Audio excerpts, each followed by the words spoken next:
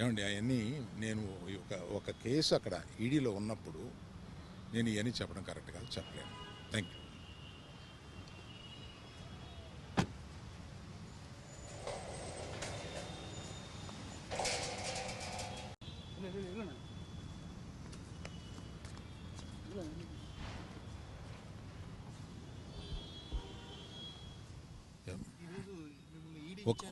ఒక్క నిమిషం.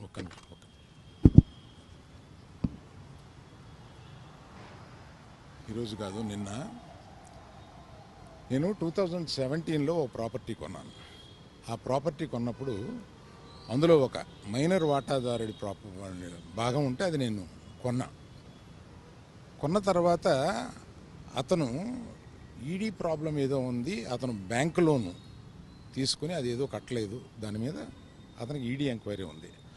ఆ ఈడీ ఎంక్వైరీ అక్కడ బుక్స్ ఆఫ్ అకౌంట్స్లో నా పేరు ఉన్నప్పుడు నన్ను ఈడీ వచ్చి అడిగితే బాధ్యతగా నేను ఒక సిటిజన్గా చెప్పాలి కదా, లా అబైడింగ్ సిటిజన్గా నేను వెళ్ళి దానికి ఎక్స్ప్లెనేషన్ ఇచ్చాను.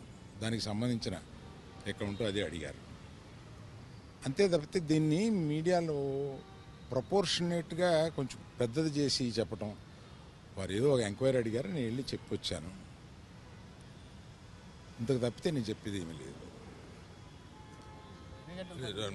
ఏమండి అవన్నీ నేను ఒక కేసు అక్కడ ఈడీలో ఉన్నప్పుడు నేను ఇవన్నీ చెప్పడం కరెక్ట్ కాదు, చెప్పలేను.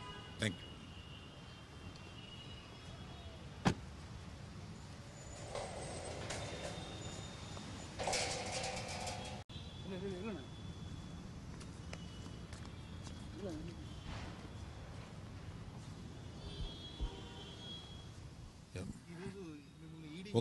ఒక్క నిమిషం.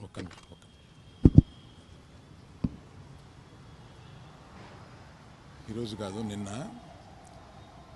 నేను 2017లో ఒక ప్రాపర్టీ కొన్నాను. ఆ ప్రాపర్టీ కొన్నప్పుడు అందులో ఒక మైనర్ వాటాదారుడి